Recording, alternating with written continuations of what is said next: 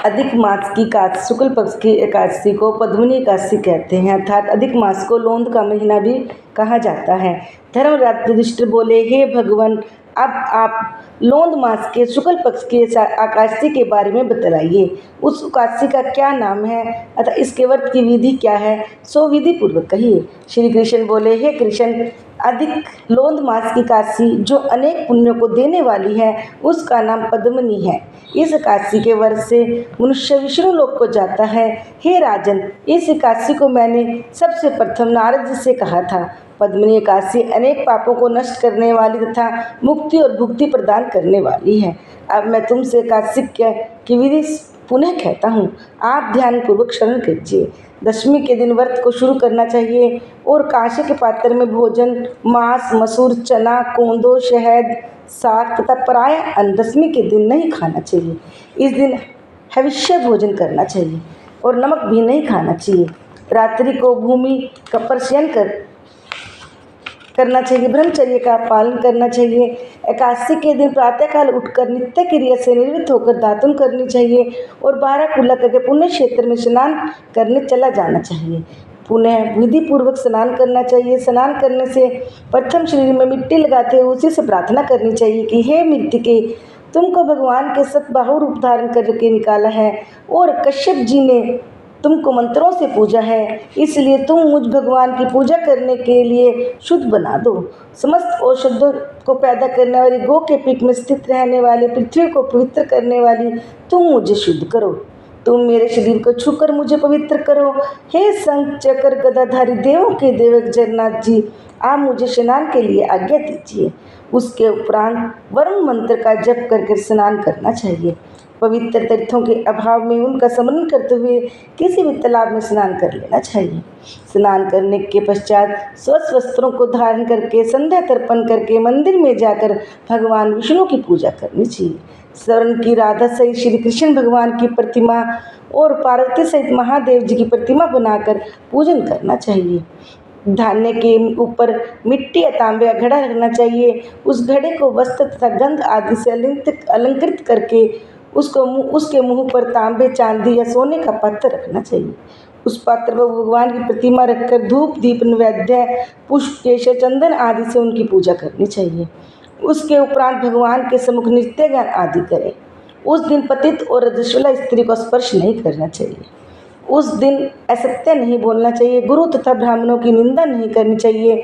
उस दिन भक्तजनों के साथ भगवान के सामने पुराण की कथा सुननी चाहिए। अधिक मास लोंद मास शुक्ल पक्ष की पद्मा एकादशी का व्रत निर्जल करना चाहिए। यदि मनुष्य शक्तिवान न हो तो जलपान या अल्पाहार से व्रत करना चाहिए। रात्रि में जागरण करते रहना चाहिए। प्रति प्रहर मनुष्य को भगवान या महादेव की पूजा करनी चाहिए। भगवान को प्रथम पहर में नारियल, दूसरे पहर में बेलपत्र, तीसरे में सीताफल, चौथे में सुपारी, नारंगी अर्पण करना चाहिए। इससे पहले पहर में अग्निहोम का, दूसरे में वाजपेयी यज्ञ का, तीसरे में अश्वमेध यज्ञ का और चौथे में राजसूय यज्ञ का फल मिलता है। इस फल से अधिक संसार में न यज्ञ है, न विद्या है, न तप है, न दान है। एकादशी का व्रत करने वाले मनुष्य को समस्त तीर्थों और यज्ञों का फल मिल जाता है। इस तरह से सूर्योदय तक जागरण करना चाहिए। स्नान करके ब्राह्मणों को भोजन कराना चाहिए। तब पदार्थ भगवान की प्रतिमा सहित ब्राह्मणों को दान देना चाहिए। इस प्रकार मनुष्य विधि पूर्वक भगवान की पूजा तथा व्रत करते हैं, उनका मनुष्य जन्म सफल हो जाता है। वे इस लोक में अनेक सुखों को भोग कर अंत में परम धाम को जाते हैं। हे राजन, मैंने आपको एकादशी के व्रत का पूरा विधान बता दिया है। अब जो पद्मिनी एकादशी का भक्तिपूर्वक व्रत करते हैं उनकी कथा को कहता हूँ, इसे ध्यान पूर्वक सुनिए।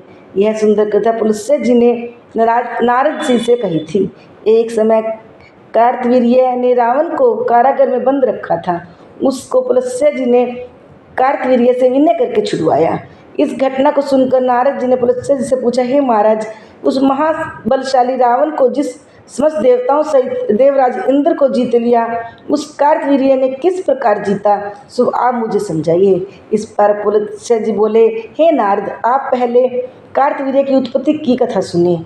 त्रेता युग में महेशपति नाम की नगरी में कार्तवीर्य नाम का एक राजा राज्य करता था। उस राज्य के 100 स्त्रियां थी, परंतु उसमें से किसी के भी राज्य का भार लेने वाला कोई पुत्र नहीं था। कोई योग्य पुत्र नहीं था। तब राजा ने आदि पूर्वक पंडितों को बुलाया, पुत्र प्राप्ति के लिए यज्ञ किए, परंतु सब निष्फल हो गए। जिस प्रकार दुखी मनुष्य को भोग नीरस मालूम पड़ते हैं, उसी प्रकार उसको भी वह राज्य पुत्र बिना सुख देने वाला प्रतीत होता है। अंत में वह तप के द्वारा ही इस सिद्धियों को प्राप्ति जानकर तपस्या करने के लिए वन को चला गया। उसकी स्त्री हरिश्चंद्र की पुत्री परमदा वस्त्र अलंकारों को त्याग कर अपने पति के साथ गंधमादन पर्वत पर चली गई। उस स्थान पर उन लोगों ने 10 सहस्त्र वर्ष तक तपस्या की, परंतु सिद्धि प्राप्त न हो सकी। राजा के शरीर में केवल हड्डियां रह गई। यह देखकर प्रमदा ने विनय सहित महासती अनुसुईया से पूछा, मेरे पति को तपस्या करते हुए 10 सहस्त्र वर्ष बीत गए हैं, परंतु अभी तक भगवान प्रसन्न नहीं हुए हैं। अब आप मुझे कोई ऐसा व्रत बतलाइए जिससे मुझे पुत्र की प्राप्ति हो। इस पर अनुसुईया बोली कि अधिक मास लोंद मास में के 32 महीने लगभग 3 वर्ष बाद आता है। इसमें 2 काशी होती हैं, जिसमें शुक्ल पक्ष की काशी का नाम पद्मिनी है और कृष्ण पक्ष की काशी का नाम परमा है। उसके जागरण और व्रत करने से भगवान तुम्हें अवश्य ही पुत्र देंगे। इसके बाद अनुसुईया ने व्रत की विधि बताई। रानी ने अनुसुईया की बताई विधि के अनुसार काशी का व्रत किया, रात्रि में जागरण किया। इससे भगवान विष्णु उस पर प्रसन्न हुए, वरदान मांगने के लिए गए। रानी उस पर भगवान की स्तुति करने लगी। रानी ने कहा, यह वरदान मेरे पति को दीजिए। परमदा का वचन सुनकर भगवान विष्णु बोले, हे परमदे, मल मास मुझे बहुत प्रिय है, जिसमें पद्मिनी काशी मुझे और भी अधिक प्रिय है। इस काशी का व्रत तथा रात्रि का जागरण तुमने विधि पूर्वक किया है, इसलिए मैं इस व्रत से अत्यंत प्रसन्न हूँ। इतना कहकर भगवान विष्णु राजा से बोले, हे राजेंद्र, तुम अपनी इच्छा के अनुसार वर मांगो, क्योंकि तुम्हारी स्त्री ने मुझको प्रसन्न किया है। तब भगवान की सुंदर वाणी को सुनकर राजा बोले, हे भगवान, आप मुझे सबसे श्रेष्ठ, सबके द्वारा पूजित तथा आपके अतिरिक्त देव, दानव, मनुष्य आदि से अजय उत्तम पुत्र दीजिए। भगवान उसको तथास्तु कहकर अंतर ध्यान हो गए। वह दोनों अपने राज्य को वापस आ गए। उनके यहाँ कार्तवीर्य उत्पन्न हुए। यह भगवान के अतिरिक्त सबसे अजय थे। इसी से उन्होंने रावण को जीत लिया। यह सब पद्मिनी काशी के व्रत का प्रभाव था।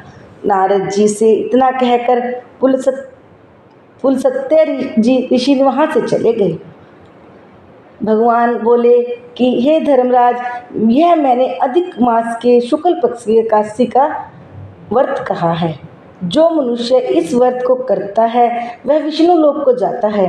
भगवान का वचन सुनकर युधिष्ठिर ने भी अपने कुटुंब सहित इस व्रत को किया। सूत जी बोले, हे ब्राह्मणों, जो आपने पूछा था सो मैंने सब कह दिया। अब आप क्या सुनना चाहते हैं? जो मनुष्य इसकी कथा को सुनेंगे, श्रवण करेंगे, वे स्वर्ग लोक को जाएंगे। बोलो भगवान विष्णु की जय। बोलो हरि विष्णु राधा कृष्ण भगवान की जय। उमापति महादेव की जय। बोलो अधिक मास की जय।